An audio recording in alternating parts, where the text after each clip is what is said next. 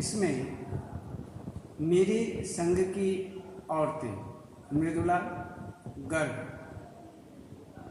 इसमें सबसे पहले ये पूरक परीक्षा पूरक पाठ्य पुस्तक से है। इसमें यहाँ पर ये इसमें आपको जो एक एक्सटीज और एक कृतिका में से है, इसमें से आपको ये बता रहे हैं। तो सबसे पहले हम इसके विषय में देखते हैं इसका जीवन परिचय देखेंगे थोड़ा, रचनाएं जीवन परिचय, और उसके बाद हम इसमें पाठ परिचय और फिर सारांश। तो लेखिका मृदुला गर्ग,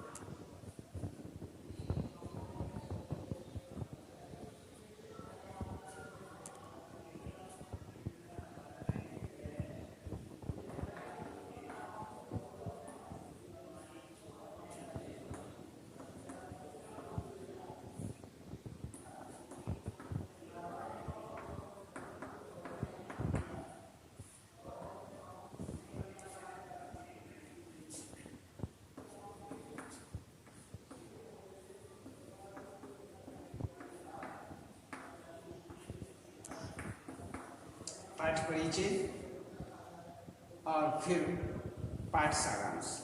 तो इसमें हम सबसे पहले यही देखते हैं कि यहाँ पर लेखिका मृदुला गर्ग जो हैं उनका थोड़ा जीवन परिचय, रचनाएं और पाठ परिचय। तो इस विषय में हम जानते हैं कि लेखिका मृदुला गर्ग हिंदी कथा साहित्य की महत्वपूर्ण लेखिका मानी जाती हैं। और ये जो मृदुला गर्ग हैं, इनका जन्म सन 1938 में कोलकाता में हुआ था। उन्होंने दिल्ली विश्वविद्यालय से अर्थशास्त्र में एमए किया। वे भारत के विभिन्न राज्यों में रहीं। वे सन 1974 से दिल्ली में रहकर स्वतंत्र लेखन कार्य कर रही हैं। कथा साहित्य के अतिरिक्त इन्होंने अपने समय और समाज की ज्वलंत समस्याओं पर अनेक वैचारिक निबंध लिखे। गद्य लेखन की प्रचलित परिपाठी को तोड़कर इन्होंने कथ्य और शिल्प दोनों स्तरों पर नवीन मौलिक रचनाएं की।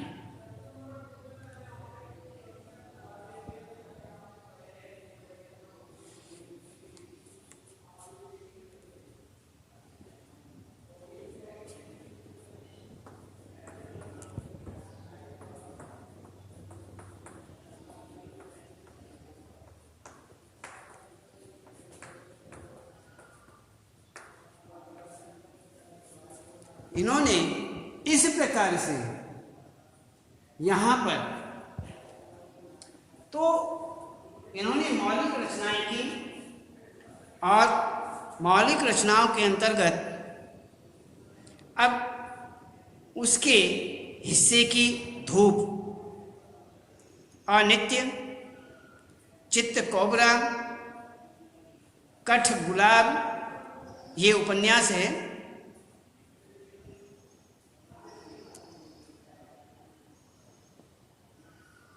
और ये उपन्यास है संगति विसंगति, 2 घंटों में संपूर्ण कहानियां हैं। ये संगति विसंगति 2 खंडों में हैं। ये कहानियां हैं।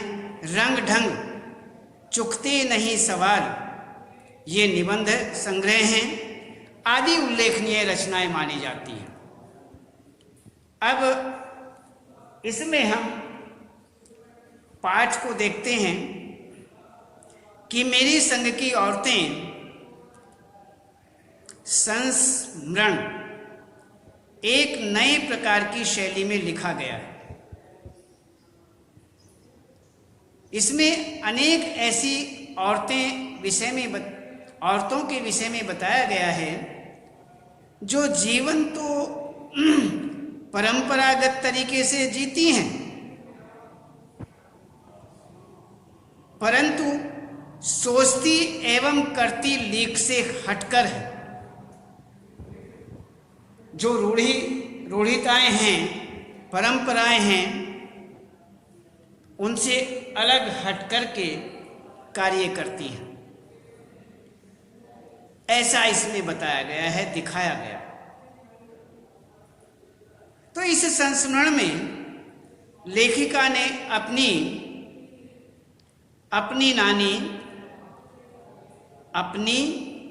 अपनी नानी, माँ, परदादी, बहनों की कमियों तथा विशेषताओं को रोचक ढंग से प्रस्तुत किया है। यहाँ पर रोचक ढंग से प्रस्तुत किया गया है और इसमें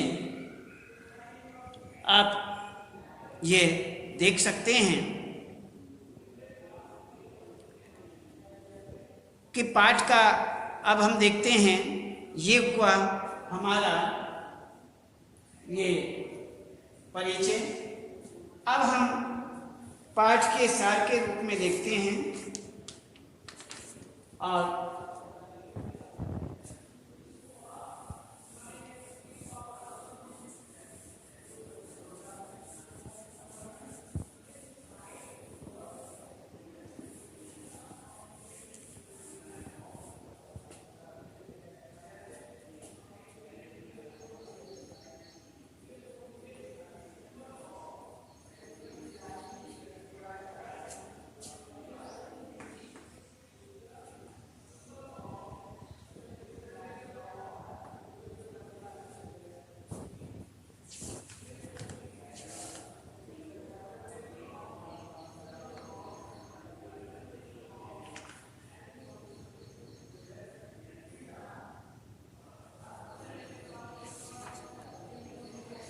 इसमें पाठ का सारांश। अब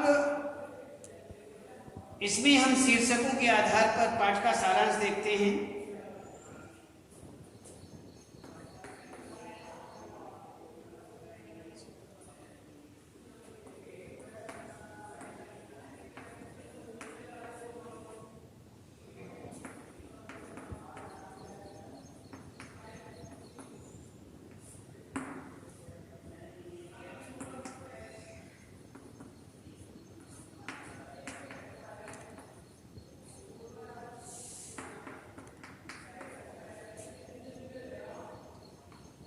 माँ का जीवन,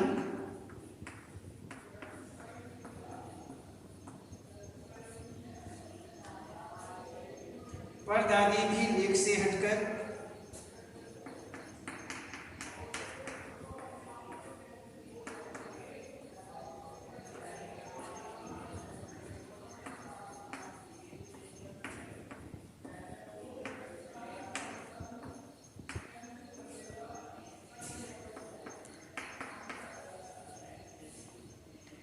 चोर का हृदय परिवर्तन,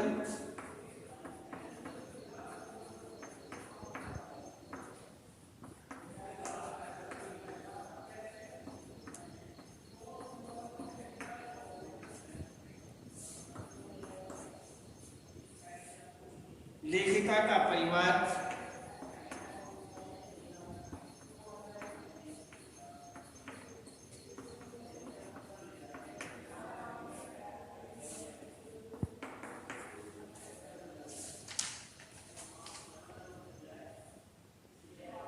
नीडर चित्रा,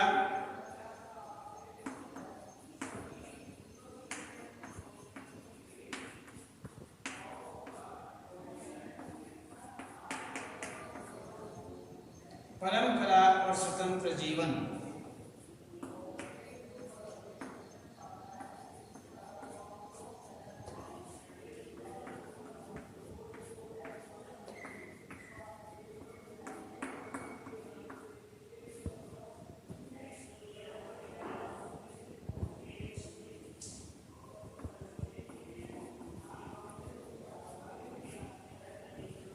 ये आपका शीर्षक हुए।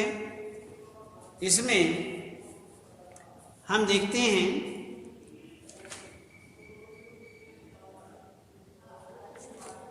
पाठ के सारांश के रूप में शीर्षकों के आधार पर लेखिका की आजाद ख्याल नानी, माँ का जीवन, परदादी भी लीक से हटकर, चोर का हृदय परिवर्तन, लेखिका का परिवार, नीडर चित्रा, परंपरा,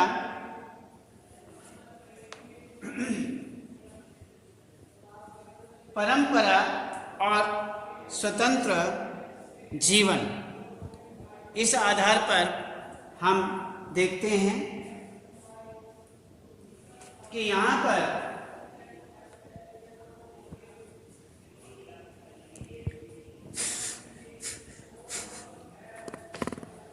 सबसे पहले हम देखते हैं पाठ के सार के रूप में लेखिका की आजाद ख्याल नानी। इसमें प्रस्तुत संस्मरण में प्रस्तुत जो ये संस्मरण है मेरे संग की औरतें, इसमें लेखिका ने अपने परिवार की औरतों के विषय में, उनके अपने परिवार की जो औरतें हैं उनके विषय में, उनके व्यक्तित्व एवं स्वभाव पर प्रकाश डालने का प्रयास किया है। लेखिका ने अपनी नानी को देखा तो नहीं था, परंतु उनके विषय में सुना बहुत था। लेखिका को पता चला कि उसकी नानी परंपरावादी,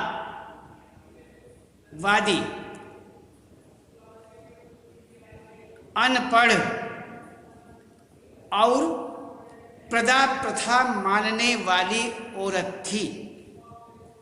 कहते हैं परंपराओं को मानने वाली थी, पर्दा प्रथा को मानने वाली थी और अनपढ़ थी,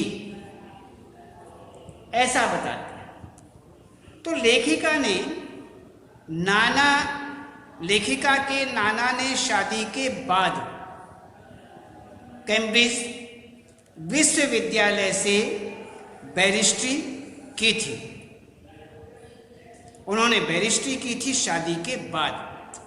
वे विदेशी शान शौकत से जिंदगी बिताने लगे। जब वो बैरिस्टर हो गए तो उन्होंने शान शौकत से अपनी जिंदगी बिताना शुरू कर दिया, पर नानी पर इसका कोई असर नहीं हुआ। नानी ने अपनी पुत्री अर्थात लेखिका की मां की शादी का जिम्मा अपने पति के मित्र, स्वतंत्रता सेनानी प्यारेलाल शर्मा को सौंप दिया। कहते हैं कि इसमें नानी ने अपनी पुत्री अर्थात लेखिका की जो माँ थी, अर्थात नानी की पुत्री लेखिका की माँ की शादी का जो जिम्मा है अपने पति के एक मित्र थे, स्वतंत्रता सेनानी जिनका नाम था प्यारे लाल शर्मा, उन्हें सौंप देते हैं। वह अपनी बेटी की शादी किसी साहब से न करवाकर आज़ादी के सिपाही से करवाना चाहती थी कि जो आज़ादी का सिपाही है उससे वो शादी करवाना चाहती थी। इस प्रकार से सिपाही, इसमें उनके मन में आज़ादी की भावना कूट कूट कर भरी थी। यदि ये देखें तो उनका जो मन था उसमें आज़ादी की जो भावना थी उनके अंदर कूट कूट करके भरी हुई थी। इस प्रकार लेखिका की आज़ाद ख्याल नानी, लेखिका की अपने ख्यालों में आज़ाद स्वतंत्र रहने वाली इस प्रकार की नानी थी। माँ का जीवन किस प्रकार का रहा? लेखिका की माँ की शादी एक स्वतंत्रता सेनानी के साथ हुई। दुबली पतली माँ को अब खादी की साड़ी पहननी पड़ी थी। स्वतंत्रता सेनानी के साथ जब शादी हुई तो वह तो खादी के वस्त्र जो हैं उन्हें पहनना पसंद, और परिवार में यही पसंद करते थे। तो इसी प्रकार से उन्हें लेखिका की माँ को स्वतंत्रता सेनानी के साथ विवाह करने के बाद खादी की साड़ी आदि पहन कर ही रहना पड़ा। तो इस प्रकार से उनके लिए असह्य था, अर्थात उनके लिए तो वह बहुत मुश्किल बात थी। पिता तो खाली हाथ थे, परंतु माँ की ईमानदारी, सुंदरता,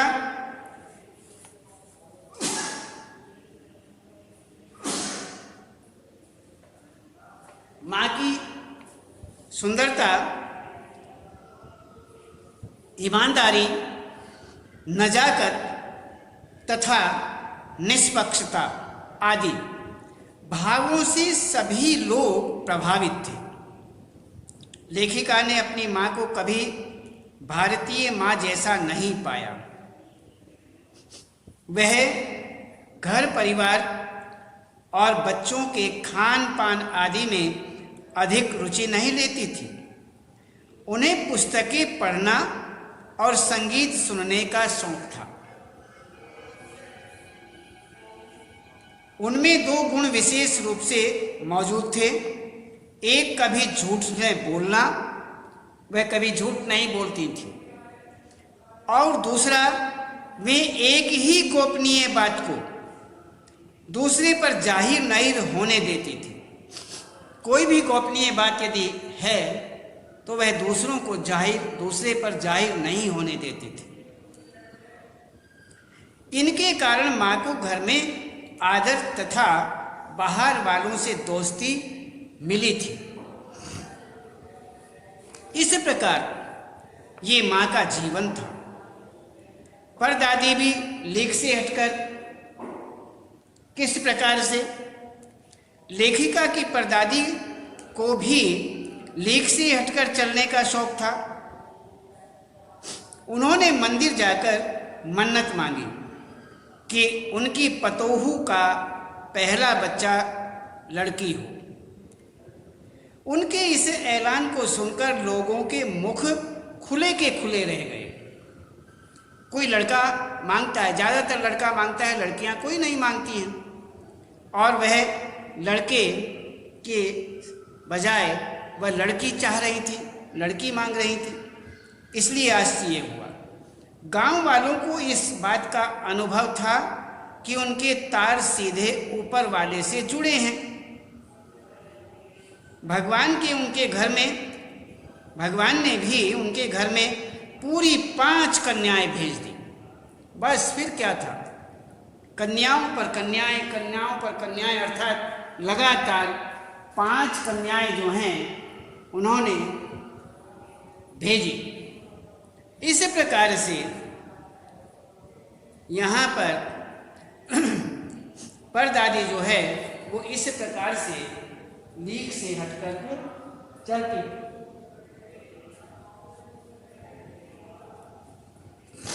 अब आगे देखते हैं कि चोर का हृदय परिवर्तन किस प्रकार से हुआ। एक बार की घटना है, जब घर के सभी लोग घर से बाहर एक बारात में गए हुए थे। लेखिका की परदादी शोर से बचने के लिए दूसरे कमरे में जाकर सो गई। उन्होंने देखा कि वो बारात में गए हुए थे, उस कमरे में जहाँ वे लेटती थी वहाँ शोर शराबा आ रहा था, इसलिए उससे बचने के लिए वह दूसरे कमरे में जाकर लेट जाती है। तभी चोर सेंध लगा करके उसी कमरे में घुस आया। चोर आया, उसने देखा आज यहाँ पर कोई नहीं है, वो आया, उसने सेंध लगाई और उसी कमरे में घुस गया। परदादी की नींद खुल गई। उन्होंने चोर से 1 लोटा पानी लाने के लिए कहा। अब आंखें खुलते ही उन्होंने जान लिया कि ये चोर है। तुरंत उन्होंने 1 लोटा पानी लाने के लिए उसे कह दिया। बुढ़िया की हट के आगे चोर को झुकना पड़ा और वह कुएं से पानी लेकर आया। परदादी ने पानी पिया और आधा लोटा चोर को भी पिला दिया। फिर कहा कि अब हम माँ बेटे हुए, अब तू चाहे चोरी कर या खेती कर। ऐसा कहा। चोर चोरी छोड़कर खेती करने लगा। तो इस प्रकार से यहाँ पर ये बताया गया है कि चोर का हृदय परिवर्तन उन्होंने अपनी चतुराई से किस प्रकार से किया। तो आगे कहते हैं लेखिका का परिवार। जब सन 1947 में भारत स्वतंत्र हुआ तब लेखिका को टाइफाइड हो गया था, इसलिए वह स्वतंत्रता दिवस समारोह में शामिल न हो सकी। लेखिका की चारों बहनें इस बात को लेकर कभी हीन भावना का शिकार नहीं हुई कि वे लड़की हैं। ऐसी हीन भावना उनके अंदर, उनके मस्तिष्क में जगह नहीं कर पाई कि वह लड़कियां हैं। जिसके लिए परदादी ने मन्नत मांगी थी, वह लेखिका की बड़ी बहन मंजुला भगत थी। उनका घर का नाम रानी था। दूसरे नंबर पर लेखिका थी, उनके घर का नाम उमा था। लेखिका से छोटी बहन का घर का नाम गौरी और बाहर का चित्रा था। उससे छोटी रेणु और अचला थी। 5 बहनों के बाद एक भाई हुआ राजीव। ये 5 बहनों के बाद एक राजीव हुआ। तो लेखिका का भाई राजीव हिंदी में और अचला अंग्रेजी में लिखने लगी। रेणु का स्वभाव विचित्र था। वह स्कूल से वापसी के समय गाड़ी में बैठने से इनकार कर देती। उसका विचार सामंतवादी व्यवस्था के खिलाफ था। तो इसी प्रकार से यहाँ पैदल चलकर पसीने से तर होकर के वह घर जाती थी, घर आती थी। वह इस प्रकार से हम यहाँ पर इस बात को मानते हैं।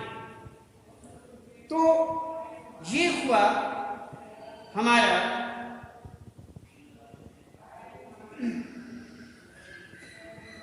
तो हम ऐसा कहते हैं। तो इसमें एक बार उसने बचपन में, कहते हैं कि पैदल चलकर पसीने से तर होकर वह घर आती, घर से जाती आती वह बीए पास करना भी उचित नहीं मानती थी। एक बार उसने बचपन में जनरल थिमैया को पत्र लिखकर उनका फोटो मंगवा लिया था। तो इसी प्रकार से यह इस तरह से देखती थी।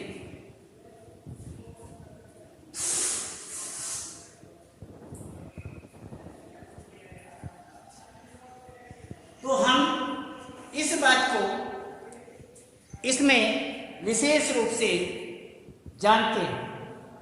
तो ये हुआ यहाँ पर नीडर। अब देखते हैं नीडर चित्रा। लेखिका की तीसरी बहन चित्रा पढ़ने में कम, पढ़ाने में अधिक रुचि लेती थी, इसलिए उसके कम अंक आते थे और उसके शिष्यों के ज़्यादा। उसने अपनी शादी के लिए एक नज़र में लड़का पसंद करके ऐलान कर दिया कि वह शादी करेगी, तो उसी ही से और उसी ही के साथ उसकी शादी भी हुई। परंपरा और स्वतंत्र जीवन। लेखिका की आजाद ख्याल रानी, माँ का जीवन, परदादी भी लीक से हटकर, चोर का हृदय परिवर्तन, लेखिका का परिवार, नीडर चित्रा और परंपरा और स्वतंत्र जीवन। अब हम देखते हैं परंपरा और स्वतंत्र जीवन। सबसे छोटी बहन अचला पत्रकारिता और अर्थशास्त्र की छात्रा थी। उसने पिता की पसंद से शादी की थी। उसे भी लिखने का रोग लग गया। सभी ने शादी का निर्वाह भली प्रकार किया। लेखिका शादी के बाद बिहार के एक कस्बे डालमिया नगर में रही। वहाँ की औरतों के साथ उन्होंने कई नाटक किए। बाद में मशहूर राज्य के एक कस्बे बागलकोट में रही। लेखिका ने अपने बलबूते प्राइमरी स्कूल खोलकर, बलबूते पर प्राइमरी स्कूल खोलकर दिखा दिया कि वे अपने प्रयास में कभी असफल नहीं हो सकती। परंतु लेखिका स्वयं को अपनी छोटी बहन रेणु से कमतर आंकती है। एक अन्य घटना का स्मरण करते हुए वे लिखती हैं कि दिल्ली में 1950 के अंतिम दौर में 9 इंच तक तेज बारिश हुई। चारों ओर पानी भर गया। रेणु की स्कूल बस नहीं आई। सबने उसे स्कूल जाने से मना किया कि स्कूल बंद होगा, परंतु अपनी धुन की पक्की रेणु 2 मील पैदल चलकर स्कूल पहुंची और स्कूल बंद होने के कारण वापस लौट आई। इससे उसका साहसी स्वभाव झलकता है। इसमें लेखिका का मानना है कि अपने धुन में मंजिल की ओर चले जाने का और अकेलेपन का मजा कुछ और ही होता है। तो इसी प्रकार से यहाँ पर आपको ये बताया गया और इसमें हमने आपको मेरे संग की औरतें मृदुला गर्ल लेखिका के संबंध में आपको इनका संक्षिप्त जीवन परिचय, अन्य रचनाएं, उसके बाद पाठ का परिचय और पाठ के परिचय के बाद पाठ का सारांश, यहाँ शीर्षकों के आधार पर आपको समझाया। जैसे लेखिका की आज़ाद ख्याल नानी, माँ का जीवन, परदादी भी लेख से हटकर, चोर का हृदय परिवर्तन, लेखिका का परिवार, निडर चित्रा और परंपरा और स्वतंत्र जीवन, ये आपको बताया। इसको देखना और अच्छी तरह करना और इसके बाद कल बताएं।